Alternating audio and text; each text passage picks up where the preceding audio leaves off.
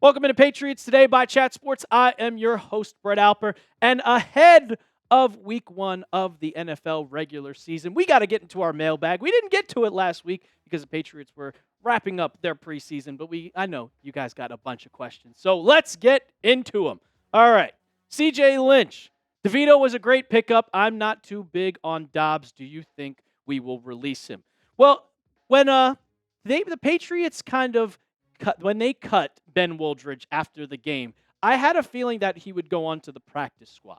Well, that was not the case, and I kind of thought about it a little bit, and they didn't even let him practice again, so clearly he was gone. The Patriots, they always love to keep that third emergency quarterback on the roster, with the NFL having that rule now. So you can have a guy on your team, but also you can put him on the practice squad, and he can be that emergency third quarterback. I expect Devito to be that third. Now, if in practice, they're both going to practice, Dobbs and Devito, and if Devito looks better, he will jump Dobbs. But I don't expect any quarterbacks to get released. I expect the Pats to keep 3 people on their team. All right, M. SARS. Do you think McDaniels will run a lot of double tight end packages with Hooper and Henry? Oh, 110%. You are going to see a lot, and I mean a lot, of 12 personnel, but also you're going to see a lot of just the running back in the backfield. You're going to see I formation a ton because Jack Westover, he made the 53-man roster.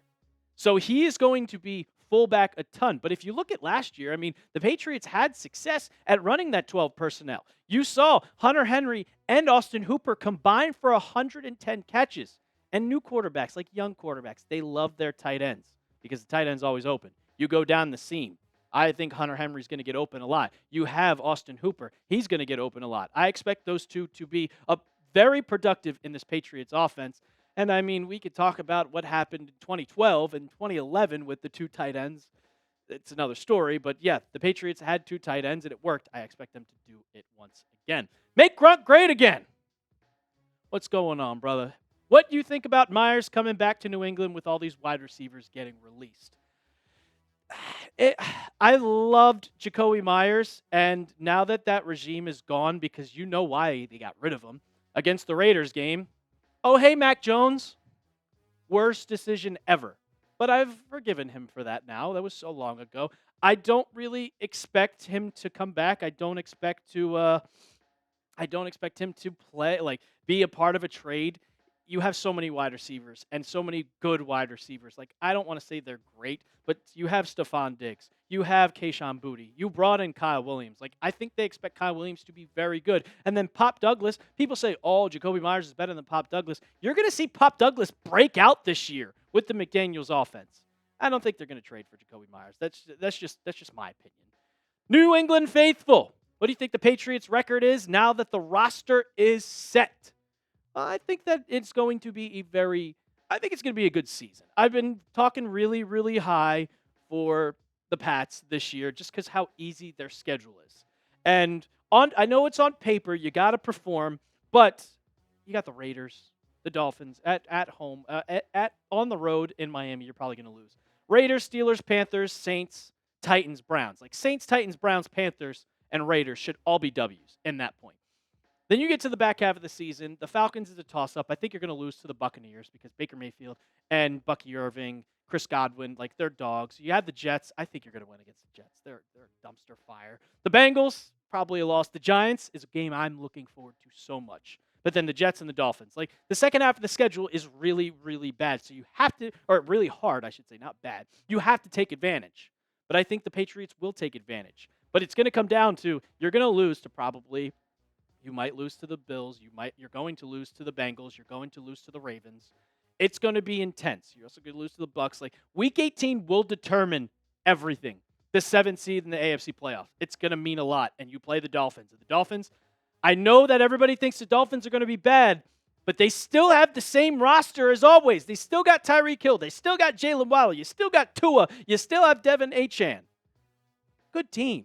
It's going to be competitive, and I think those two teams, the Patriots and the Dolphins, are going to be neck and neck with who's going to get that second spot in the AFC, so it's going to be interesting. The Patriots, I got them going 10-7. So I'll have you guys predict your record down in the comments section. What do you think the Patriots' record is going to be this year? Do you think it's going to be like me? We're 10-7, or do you think it's going to be 8-9, 9-8? Go down in the comments section right now. Your boy Trav, are you worried about Drake May's ceiling? No. Ask me after this year, and I'll have an answer for you, but he just has the tangibles to be a great quarterback. If you ask me about Mac Jones, you look at Mac Jones, and you just look at his, he's a prototypical quarterback that can't throw the ball 30 yards down the field. He's smaller. He doesn't have the strength. When you look at Drake May, the guy is gigantic. He's like 220 pounds. He can make plays with his legs. He can do everything. He's got a cannon of an arm. It looks like Josh Allen almost out there. So I would put his ceiling at Josh Allen. With Mac Jones as your former franchise quarterback, it was just like, he's average. It's like Derek Carr. Not great. I'm not worried about Drake May's ceiling. I think Josh McDaniels is going to unlock him. And I'm expecting him to have a good year, 26 touchdowns, 11 interceptions, and 4,000 yards. That's my prediction. Not worried about any sort of ceiling. Drake May, the only problem with him, he's got to figure out the turnovers. That's about it. And if he figures that out, he's going to be a really, really successful quarterback in this league. Gamer White, how do you feel about Will Campbell? Well, it's been just iffy kind of situation with Will Campbell. When you see him in practice, he looks not that great. And it's like, oh, he's getting beat all the time. They're letting up sacks. They're doing this. In the joint practices, Jonathan Grenard made him look like a JV player. But then once you got into the game, Will Campbell dominated. Pro Football Focus rated him as the second best offensive lineman rookie in the whole entire draft. For the whole preseason, he looked great. He didn't let up a sack. He didn't do anything bad. So I just have to see what he does when the actual games get real. How he goes how he plays week one. If he's good week one, then it's going to be high. If he plays bad week one and the Raiders get to Drake May a lot, it's going to be bad, and I'm going to talk about it. But overall, I feel pretty good about Will Campbell. Going to get to more of your questions, but first I got to tell you about our sponsor of today's show, and that is Prize Picks. Preseason football is over, ladies and gentlemen. The regular season is just about here, and college football is here. So don't miss any of the action this season on Prize Picks. Prize Picks is simple to play. Just pick more or less on 2 to 6 player stat projections. If you get your picks right, you can cash in and win up to 2,000 times your money. Prize Picks is the best way to win real money this football season. Which players are going off? Which ones aren't? Make your picks in less than 60 seconds and turn your sports opinions into real money all season long on Prize Picks. I'm going to keep showing you guys this lineup every video that you watch because I think it is great. Dak Prescott, a max discount, just 1 yard. Give me the more on that one, obviously. Drake May's season-long player projection, more 19.5 passing touchdowns. And Stephon Diggs, the more 735.5 receiving yards. You can put your sports opinions to the test and make a lineup just like that one when you download the Prize Picks app today and use code CLNS to get $50 in lineups after you play your first $5 lineup. That's code CLNS to get $50 in lineups after you play your first $5 lineup. The link for that will be in the comments and description of today's video. Prize Picks, run your game.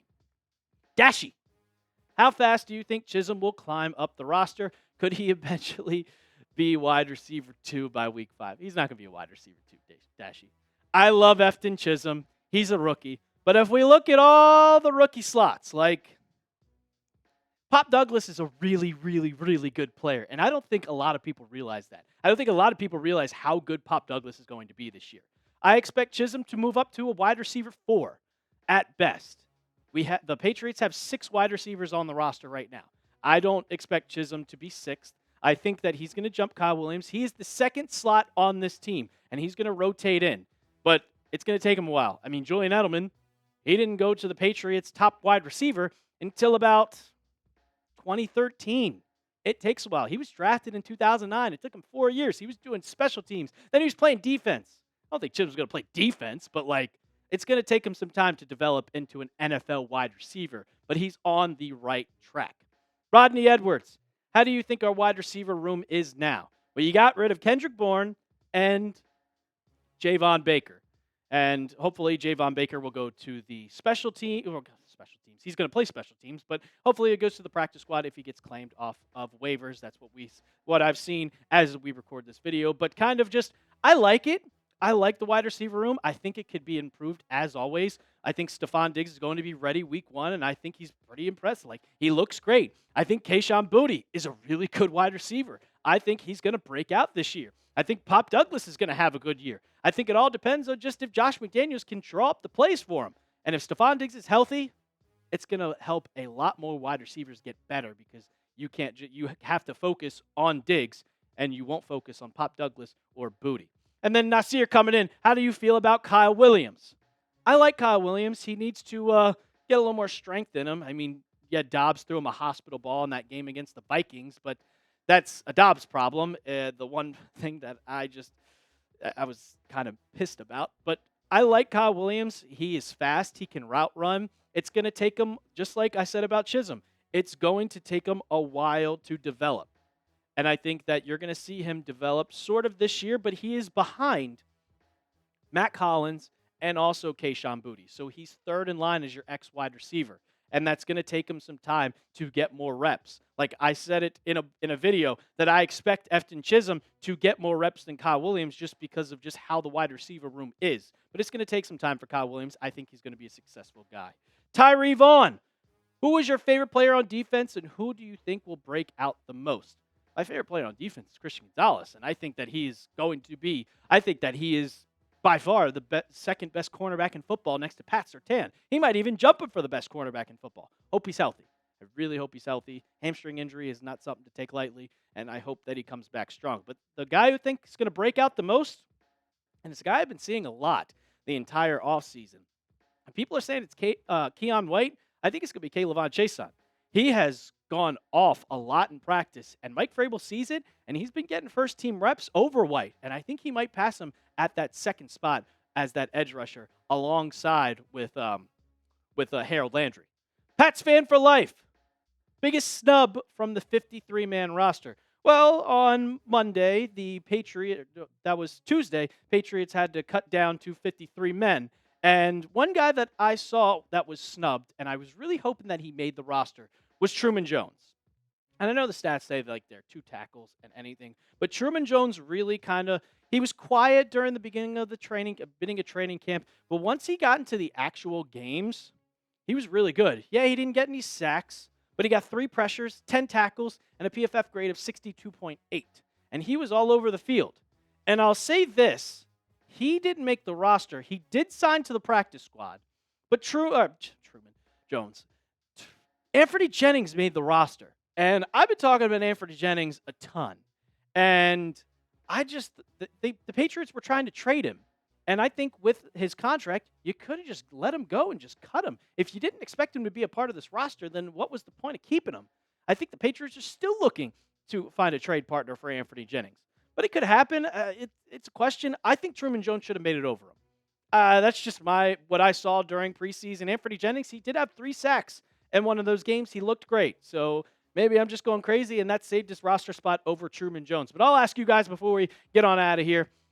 Pick a starter, or pick who you think should make the team. Truman Jones or Anthony Jennings. Type TJ for Truman Jones, or type AJ for Anthony Jennings. That's going to do it for today's mailbag from Patriots Today. You guys asked the best questions, as always. And hopefully, next mailbag, we're talking about questions that we're going into for week 1 of the regular season. So make sure you subscribe. And as always, let's go Pats.